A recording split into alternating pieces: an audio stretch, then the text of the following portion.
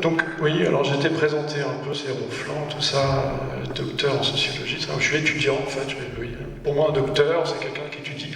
Donc je suis là en tant qu'étudiant et je viens réfléchir avec les personnes qui veulent bien à un phénomène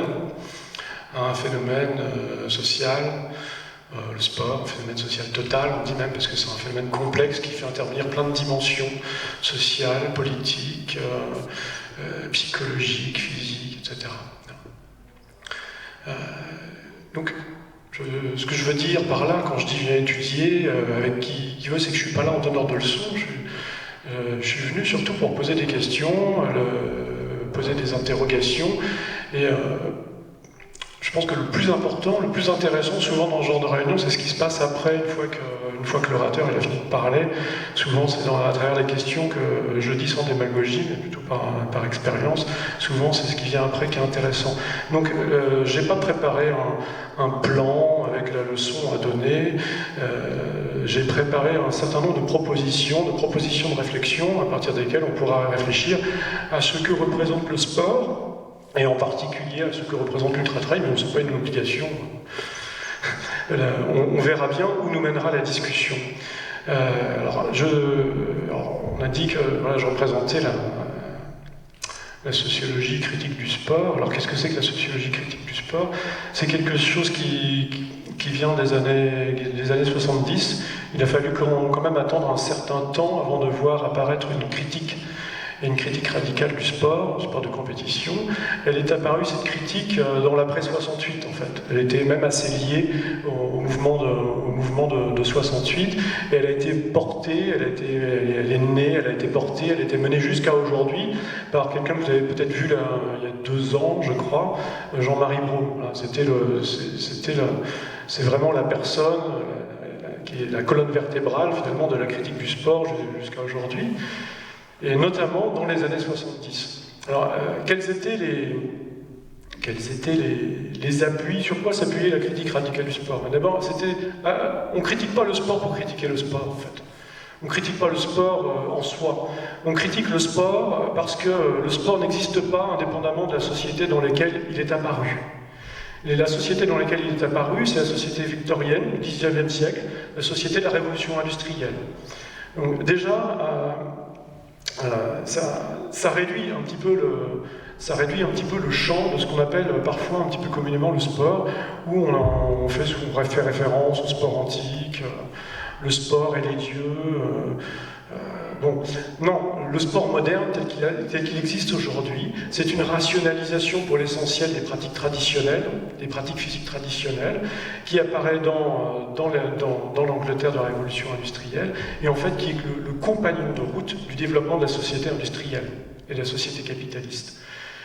Quelles sont les caractéristiques centrales de l'institution sportive? Ces caractéristiques centrales, ce sont la rationalisation par rapport à une fin. La rationalisation par rapport à quelle fin? Cette finalité, c'est le rendement. Qu'est-ce qu'on recherche dans le sport? C'est le rendement corporel. Voilà. Et donc la critique du sport, à partir des années 70, elle s'appuie sur des analyses freudo-marxistes, sur des analyses aussi surtout d'un courant philosophique qu'on appelle l'école de Francfort, et dont l'essentiel des travaux tend à montrer qu'il y a une dialectique de la raison, c'est-à-dire un renversement de la raison en son contraire. Quand la raison devient instrumentale, elle devient irrationnelle. Donc c'est la grande leçon de Theodor Adorno, un philosophe important, un philosophe allemand important qui a développé sa pensée depuis l'entre-deux-guerres jusqu'à la fin des années 60. Et la critique radicale du sport, c'est une critique du sport, mais c'est surtout une critique de la société. C'est une critique de la société industrielle, de la société capitaliste. Alors, la thématique du jour, c'est le sport est-il un progrès? Je ne sais pas si le sport est un progrès, toujours est-il que la notion de progrès est intimement liée à la notion de sport. Le sport, c'est l'enregistrement du progrès. Le sport, la finalité du sport, c'est de produire une performance institutionnalisée. C'est-à-dire que c'est pas produire une performance sur la plage quand on joue avec ses potes au foot. En tout cas, ça ne rentre pas dans le cadre de ce que j'appellerais ce soir le sport. Pour moi, le sport, c'est une institution qui enregistre des performances qui sont produites de manière à pouvoir être valorisées et hiérarchisées universellement. C'est pour ça que c'est un système pyramidal, en fait, et qui tend à l'universalité. Voilà. Tout le monde peut participer, toutes les nations, et on essaie même de comparer les performances à la fois dans l'espace et à la fois dans le temps. On enregistre les performances et on compare. Et l'étalon, de même qu'il y a un étalon or pour la monnaie, l'étalon de toutes les performances, c'est le record. Voilà. Donc toutes les performances prennent un sens par rapport au record. Donc voilà, ça limite quand même... Je précise cela, cette définition du sport, pour éviter qu'on parte dans tous les sens, en fait. Le sport, c'est pas le jeu. Le sport, c'est pas le jeu. Le sport, c'est pas la pratique physique. D'ailleurs, là, je suis en pratique physique. Vous êtes en pratique physique. Et souvent, les gens... ah non, on n'est pas en activité physique. Ah, si. C'est très flou, cette notion d'activité physique. Alors, le sport est-il un progrès? Donc, je ne sais pas s'il y a un progrès, mais en tout cas, il sert à enregistrer le progrès. Il sert à enregistrer le progrès physique. Brown dit que c'est l'institution que l'humanité a découverte pour enregistrer la progression physique continue. Alors, en même temps, il faut un petit peu décliner. Alors, le progrès, on peut s'interroger sur différentes dimensions, ce qu'on va faire maintenant. Si on interroge la dimension politique, si on interroge la dimension sociale, si on interroge la dimension économique, si on interroge la dimension physique, si on interroge la dimension psychologique, si on interroge la dimension éducative, le sport est-il un progrès? Bon. Commençons par la dimension politique.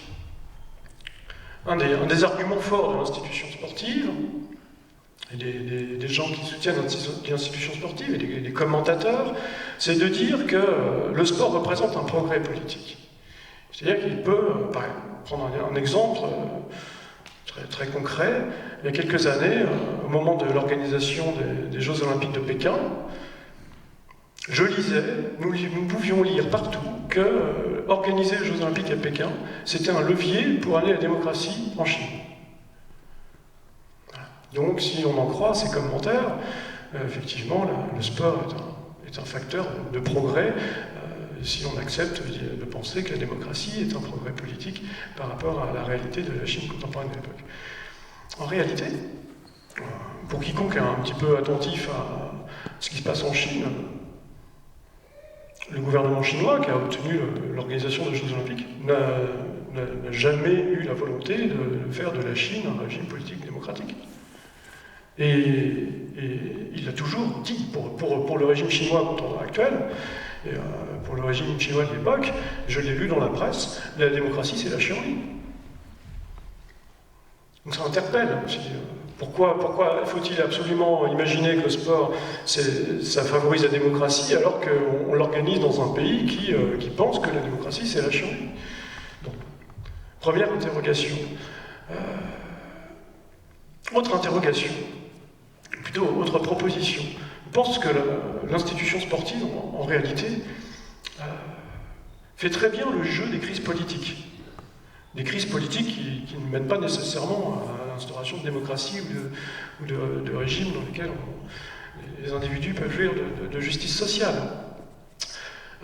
Si on regarde un petit peu ce qui s'est passé au XXe siècle, les moments les plus importants au XXe siècle pour l'olympisme, au développement de l'olympisme, un des moments les plus importants, c'est les années 30. C'est les années 30 et c'est 36 à Berlin. En 36, à Berlin, le sport a-t-il représenté un progrès politique? Non seulement c'est absolument impossible de tenir ce discours, mais c'est tout l'inverse. C'est-à-dire que le sport, l'institution sportive en 1936 à Berlin, a favorisé, a donné une aura internationale au régime nazi. Les nazis ne se sont cachés de rien à Berlin. Ils n'ont eu besoin de se cacher de rien pour organiser les Jeux Olympiques. Au contraire. Au contraire, il y a une superposition, il y a une accointance assez terrible entre les symboles sportifs et les symboles nazis de l'époque. Ne serait-ce que la flamme olympique.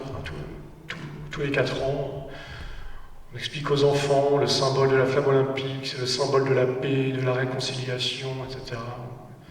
On fait parcourir des milliers de kilomètres à la flamme olympique. La flamme olympique, c'est une invention d'Hitler. C'est une invention de Karl Diem, plus précisément. C'est une invention de Karl Diem. Et c'est quoi le symbole de la flamme? Le symbole de la flamme olympique, c'est aussi, ça correspond tout à fait au symbole du feu. Le symbole du feu qui est ultra présent chez les nazis. La purification par le feu. Ça prendra sens quelques années plus tard, à partir de 1942.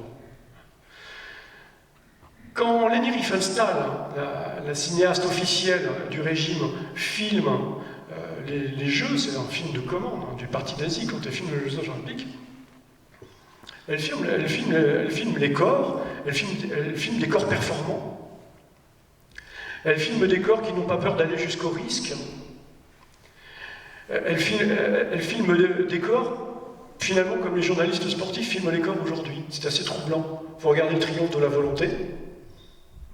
Voilà. On essaie de filmer l'homme fait surhomme. L'homme fait surhomme. On essaie de filmer le surhomme. Et je pense que l'utopie sportive, les idéologies sportives, je pense, changent. Elles varient avec le temps.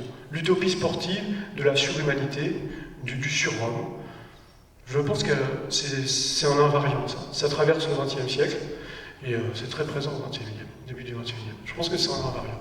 Les idéologies, elles se transforment au gré du vent, en fonction des... On en parlera tout à l'heure, en fonction de ce dont on a besoin. Donc, est-ce que le sport, ça représente un progrès en 1936? Oui, ça représente un progrès. Ça représente un progrès pour le régime nazi. Ça va servir les intérêts du régime nazi. Si vous voulez, la supériorité du corps, la hiérarchisation des corps, la légitimation d'élire des corps supérieurs, des corps performants, ça légitime tout à fait, ça va tout à fait dans le sens de la politique nazie et de la politique raciale. Alors, on entend parfois dire oui, mais attendez, là, ce que vous dites, c'est bien joli, mais Jesse Owens a gagné le 100 mètres. Si Jesse Owens a gagné le 100 mètres, il met à bas, il montre que l'idéologie nazie était infondée.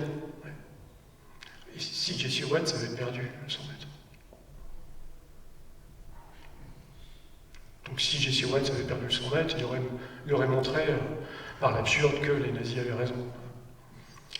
Voilà à quel genre d'ineptie on arrive quand on pense que le progrès sportif est un progrès humain.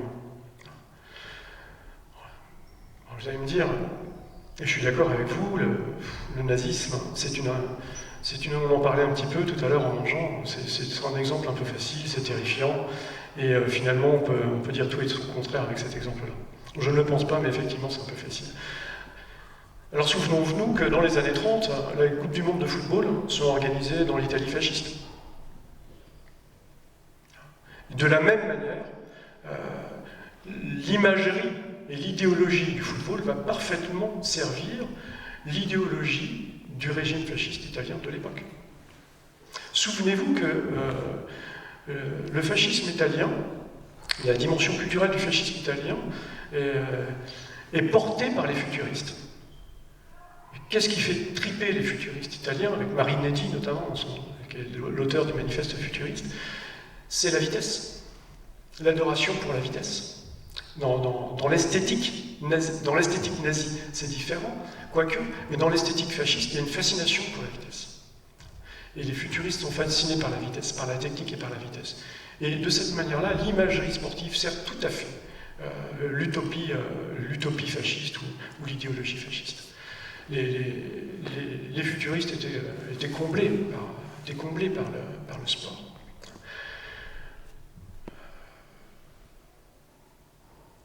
Tiens, on parlait de Jesse Owens tout à l'heure, pour parler toujours, s'interroger sur est-ce que le sport est un progrès politique. En 68, aux Jeux Olympiques de Mexico, peu de temps avant les Jeux Olympiques de Mexico, il y a des révoltes étudiantes sur la place des Trois Cultures. Pas possible. Réprimé dans le sang, 3 semaines avant l'ouverture des Jeux Olympiques. C'est pas possible qu'on manifeste politiquement dans un pays qui va célébrer l'ouverture des Jeux Olympiques quelques semaines plus tard. Ça fait frémir personne, hein. Les Jeux Olympiques, c'est la paix, quoi. C'est la paix, c'est la réconciliation, c'est la fraternité, la convivialité, etc. Les Jeux Olympiques s'ouvrent. Deux Noirs américains montent sur le podium du 200 mètres, je crois, mais je ne suis plus sûr, enfin d'une épreuve d'athlétisme, du 200 mètres, je crois. Pendant l'hymne américain, vous avez tous cette image en tête peut-être, il lève un poing ganté de noir, symbole du Black Power. Pas possible. On n'a pas le droit de faire de politique dans l'arène sportive. On n'a pas le droit de faire de politique dans l'arène sportive. On a le droit de produire des performances. On a le droit de valoriser la vitesse, d'essayer de réduire l'espace, le temps à néant, mais on n'a pas le droit de faire de politique. On a le droit de revendiquer une utopie, mais on n'a pas le droit de faire de politique. On demande à ces deux Américains de quitter le lendemain, de quitter le village olympique. Donc pas respecter la charte olympique. Et devinez qui on envoie pour leur demander de quitter, sans faire d'histoire, le village olympique? Jesse Owens. C'est fort quand même. C'est fort. C'est fort d'aliénation, quoi. Jesse Owens, qui avait triomphé devant Hitler. On sait ce qu'il est advenu de son triomphe. On sait ce qu'il est. Ceux qui croient que Jesse Owens a renversé le parti nazi, ils oublient juste qu'il y a un après Berlin. Jesse Owens va demander à ces deux Noirs américains de quitter sans faire d'histoire, parce qu'on n'a pas le droit de faire de politique dans le stade. Le stade, c'est fait pour courir. Est-ce que c'est un progrès politique?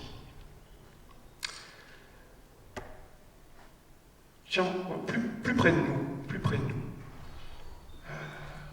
Sydney. À Sydney, c'est pareil.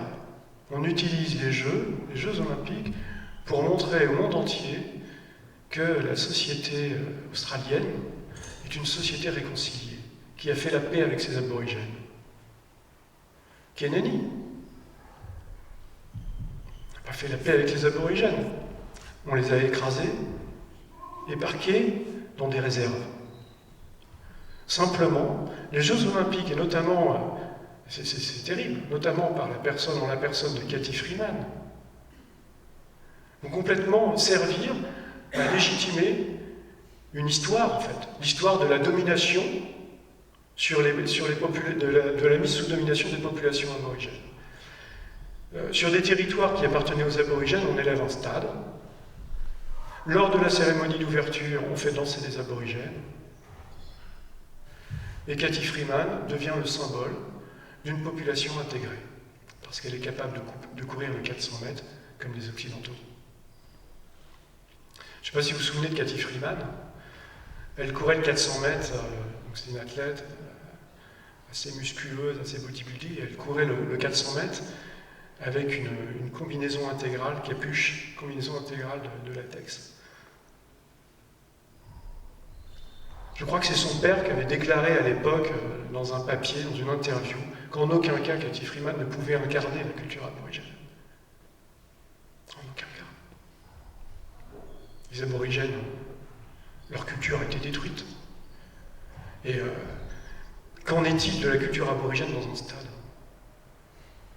Quel sens est-ce que ça a d'imaginer que les aborigènes pourraient participer aux Jeux du cirque? C'est un progrès politique? Non, on est dans l'instrumentalisation politique. On pourrait parler de... On en parlera plus tard. C'est-à-dire, on pourrait parler des Jeux Olympiques qui vont avoir lieu, mais on en parlera plus tard. Passons sur la dimension économique. On dit souvent que, surtout de façon contemporaine, on explique souvent, lorsqu'il s'agit d'organiser des grands événements, que le sport, l'organisation de grands événements, ça booste l'économie d'un pays. Nicolas Sarkozy, il n'y a pas très longtemps, déclarait, lorsqu'il a obtenu l'organisation pour la France du championnat d'Europe de football en 2016, il déclarait, mais dans une situation de crise telle que celle que la France connaît, quoi de plus important que le sport? Qu'est-ce qu'on peut faire de mieux qu'organiser une grande compétition sportive? Pour redonner confiance à tout le monde, pour donner un élan à la France. On avait exactement le même discours, souvenez-vous, je crois que c'était en 2004 ou 2005, lorsque la France concourait pour l'organisation des Jeux Olympiques de 2012, qui, au grand malheur, ont été attribués à Londres. À l'époque, certains ont même cru que les attentats qui avaient eu lieu à Londres avaient été attentés contre... parce que les Londoniens n'avaient pas été fair-play dans la course à l'attribution des JO. C'est dire s'ils sont manipulés. Comme s'il n'y avait pas d'autres problèmes politiques qui auraient dû être à l'ordre du jour. Bref, c'était pour l'anecdote. Mais à l'époque, en France, tous les politiciens de droite comme de gauche. Parce que quand on parle de sport, il n'y a plus de droite ni de gauche. Plus de droite, plus de gauche, ni de front de gauche. Ni de décroissant d'ailleurs, on en parlait cet après-midi. Le sport, ça fait l'unanimité. Quand il s'agit d'organiser des JO en France en 2004 ou 2005, tous les politiques expliquent que c'est une opportunité exceptionnelle pour la France. C'est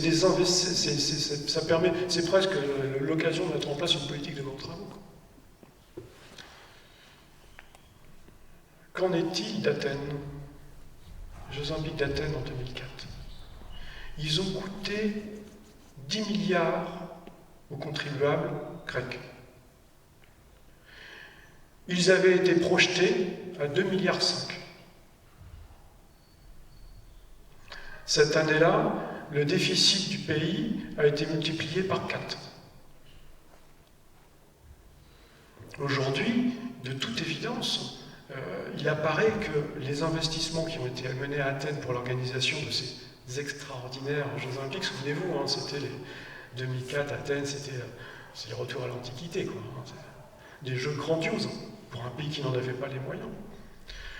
Athènes, de toute évidence, et la Grèce s'est enfoncée dans le déficit à cause des Jeux Olympiques. Montréal, en 1976, organisait les Jeux Olympiques, mais plus de 30 ans à rembourser la dette. Alors attention, c'est pas parce que ça coûte cher que ça profite à personne. C'est un progrès économique, de même que c'est un progrès politique, on l'a bien vu, le sport, c'est un progrès politique. C'est un progrès économique. Pour qui? Pour qui le progrès économique aujourd'hui?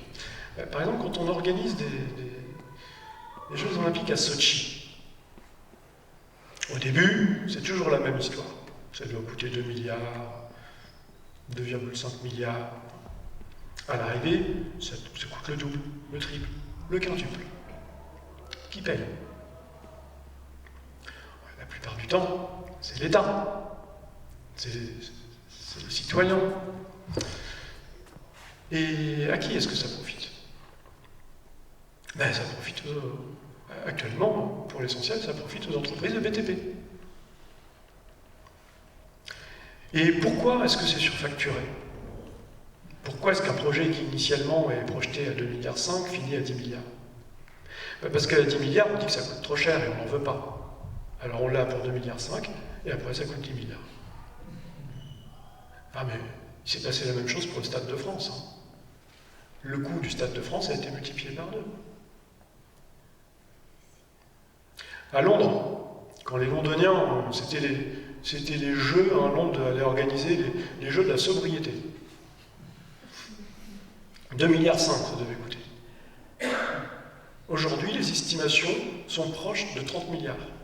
Si on compte la sécurité, il faut des mesures de sécurité, hein. Il faut mobiliser quelques forces quand même. Les estimations hautes sont à 30 milliards. Les estimations basses sont à 20 milliards. À qui est-ce que ça profite? Alors on dit que l'avantage à Londres, c'est qu'il y avait vraiment un quartier misérable. Et donc ça a profité au quartier misérable. Mais pas aux misérables eux-mêmes. Ce qui se passe là, de la même manière, il se passe toujours la même chose. Quand il y a un quartier misérable, c'est un petit peu difficile pour les politiques, et de dire bon, on va raser le quartier misérable et on va faire un quartier d'affaires. Ça fait mauvais genre. Mais ça fait plus mauvais genre quand c'est dans le cadre d'une organisation de Jeux Olympiques ou de Coupe du Monde. Saint-Denis, la plaine Saint-Denis, le Stade de France, c'était un quartier misérable. Ben, il faut voir aujourd'hui. Il faut voir aujourd'hui, il n'y a plus de misère.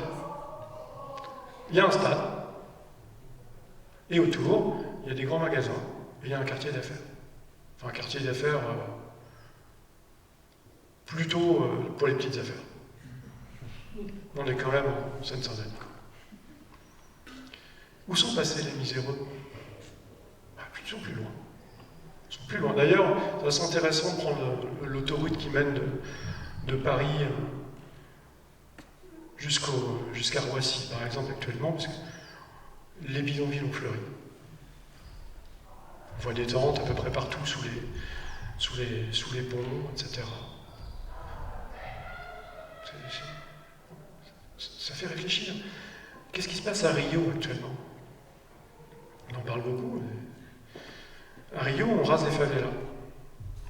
On rase les favelas parce qu'il faut mettre de l'ordre, il faut raser les favelas pour préparer l'organisation des Jeux Olympiques et de la Coupe du Monde. Est-ce que les gens qui habitent les favelas vont disparaître?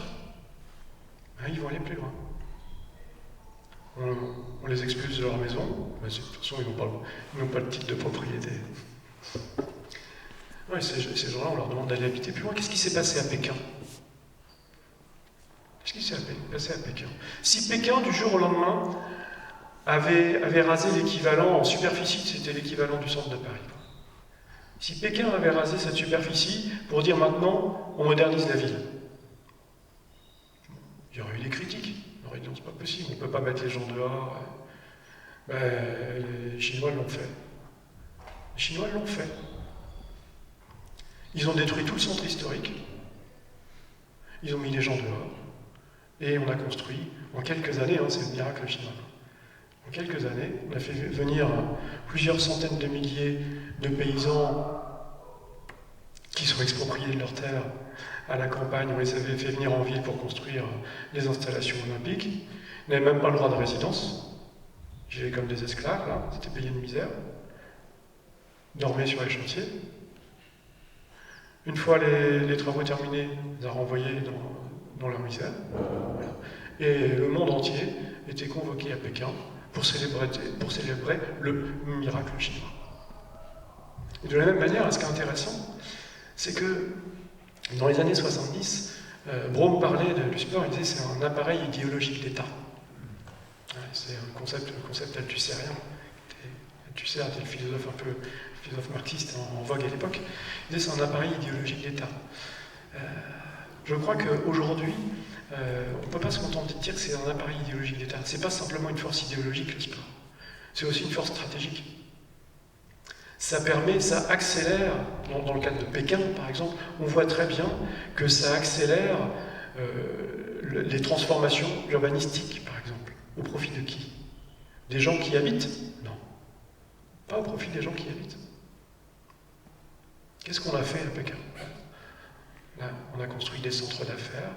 Le Nid, vous vous souvenez du Nid, le fameux Nid, ce stade extraordinaire. Le Nid est devenu un centre de loisirs, un centre commercial. Intéressant comment on pense la reconversion, c'est écologique, hein, on pense la reconversion des installations. Ben oui, parce qu'aujourd'hui, on reconnaît que les installations sportives ne servent à rien. Les installations sportives ne servent à rien. Le Stade de France n'a pas trouvé de club. C'est la croix et la bannière pour organiser Donc on organise des concerts. On massifie la culture. C'est sympa d'aller voir un opéra au Stade de France. Organiser des grands concerts. Au Portugal, le Portugal, il y a quelques années, a organisé le championnat d'Europe. On construit des stades qui servent à rien. Ils les démontent. Ça coûte trop cher à maintenir en l'état. Ils les démontent. Mais c'est pas nouveau. Albertville a construit des tremplins pour faire du saut à ski. Ça c'est un investissement rentable, ça. Tremplin de saut à ski. Ça a servi combien de fois? La piste de bobsleigh. Pour 15 jours. Pour 15 jours. Des investissements faramineux. Pour 15 jours. Mais maintenant, les Jeux Olympiques sont écologiques. Maintenant, les Jeux Olympiques sont écologiques. Et au moment à chaque fois qu'il y a une organisation de Jeux Olympiques, ou si vous allez sur le site du CIO, vous verrez, il y a des onglets. Dans la charte éthique du CIO, il y a la dimension écologique, il y a le charity business. Oui, parce que le sport aujourd'hui est quand même obligé de se rendre encore regardable. Aujourd'hui, par exemple, on ne peut pas organiser des Jeux Olympiques sans dire qu'en même temps qu'on va construire un stade, on va construire une maternité. On va organiser un festival de musique, on va organiser une exposition, etc. Il faut quand même, il faut rendre les choses acceptables, parce que la compète pour la compète, construire des stades pour 15 jours, ça peut mobiliser la critique quand même. Donc est-ce que c'est un progrès économique? Oui, le sport c'est un progrès économique. Ça permet le développement de l'économie. Ça permet la croissance. Oui. Ça permet la croissance économique. C'est quoi la croissance économique? On enregistre de façon comptable tout ce qui est produit. Donc oui, c'est un facteur de croissance, donc c'est le progrès. Est-ce que c'est un progrès social? Ben oui, évidemment. Le sport, ça crée du lien social. On est tous conscients de ça. Les gens sont côte à côte. Non, mais les sociologues très sérieux, et des plus respectables, qui disent que le sport crée du lien social et que c'est formidable cette liesse populaire. Et même Edgar Morin l'a dit en 98 ans, pendant la Coupe du Monde de foot. Moi, j'ai un professeur qui est aussi très respectable, je me souviens, à Nanterre, et M. Caillé, il disait le sport, ça crée du lien social. Oui, mais quelle est la nature de ce lien? C'est quoi le lien social? Quelle est la nature de ce lien?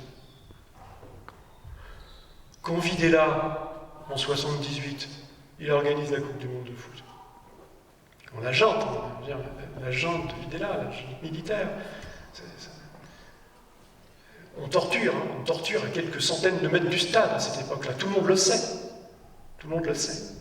Il y a un mouvement de boycott important d'ailleurs.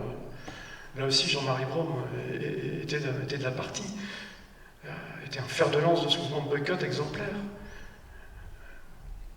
Vous savez, les sportifs, il fallait absolument y aller, quoi. Maintenant, il ne faut pas, attendez, c'est pas parce que... on va quand même pas nous priver de notre Coupe du Monde. On va aller jouer au foot, alors. Ben, dans le stade, il y a du lien social. Mais en 1936, il y avait du lien social aussi. Hein. Les gens, ils étaient tous unis pour une même cause. En 1998, en France, il y avait du lien social. Tous unis, black, blanc, vert. Du lien social. Quelle est la nature de ce lien? Si on n'interroge pas, si on ne se pose pas cette question, mais on parle dans le vide. On parle dans le vide. Quelle est la nature de ce lien social? Qu'est-ce qui rassemble les gens à ce moment-là? Ça crée de l'identité collective. Oui. Et quel est le fondement de cette identité collective? L'identité collective, pourquoi? Sur quoi elle repose, cette identité collective? Ouais, c'est bien, les clubs, non, n'importe quel village, hein, le club c'est bien, ça crée une identité de clocher, quoi. Et ça repose sur quoi? Cet amour-là, et cette haine, l'amour est aussi fort que la haine dans le stade, il repose sur quoi? Sur une identification à quoi? Une identification aux champions? Aux idoles? Qu'est-ce qui produisent les champions? Qu'est-ce qui produisent les idoles? Les perfs? On a gagné la Coupe du Monde. On est unis. Ça produit quoi en footballeur? Alors vous allez me dire, ça produit de la joie, du plaisir. Oui. Mais on ne justifie rien avec le plaisir. Tout à l'heure, on va me dire, mais quand je cours, de toute façon, il n'y a pas à discuter, puisque j'éprouve du plaisir. C'est l'alpha et l'oméga de la pensée, quoi. Si j'éprouve du plaisir, il n'y a rien à dire. Non, mais ça va bien. Les bourreaux, ils éprouvent du plaisir aussi, quoi. On ne peut pas penser comme ça. Le plaisir, c'est pas la justification de tout. Puis parfois, le plaisir repose sur une illusion, sur un fantasme. Alors le fantasme, c'est pas grave, c'est bien, mais il est là pour être développé. Et c'est quand on développe le fantasme, qu'on fait le récit du fantasme, qu'on commence à penser, qu'on commence à découvrir des choses. Sinon, le fantasme reste à l'état de fantasme, et puis on peut se masturber jusqu'à la fin des temps. Alors est-ce que c'est un progrès social? Est-ce que ça crée du lien social? Oui. Encore une fois, oui. C'est un progrès social. Si le progrès social, c'est créer du lien social, et si le lien social, ça peut être tout et n'importe quoi, ça peut reposer sur tout et n'importe quoi, ben oui. Alors si on crée de l'identité, c'est bien. Pourtant, l'identité, c'est le grand malheur du XXe siècle. Hein. Dire au nom des identités, qu'est-ce qu'on a pris? Mais ça demeure. L'identité qu'on crée dans un stade, en suscitant un amour complètement irrationnel et une haine tout aussi irrationnelle, qui peut dégénérer jusqu'à la folie, jusqu'à la tuerie, jusqu'à l'écrasement. Bah oui, il n'y a pas de d'omelette sans casser des œufs, quoi. C'est tellement formidable que des fois ça déborde. Ce qui s'est passé aux élèves. C'était tellement des fois formidable qu'ils sont morts écrasés. On a fini le match. Le sport, c'est plus fort. C'est plus fort que la mort.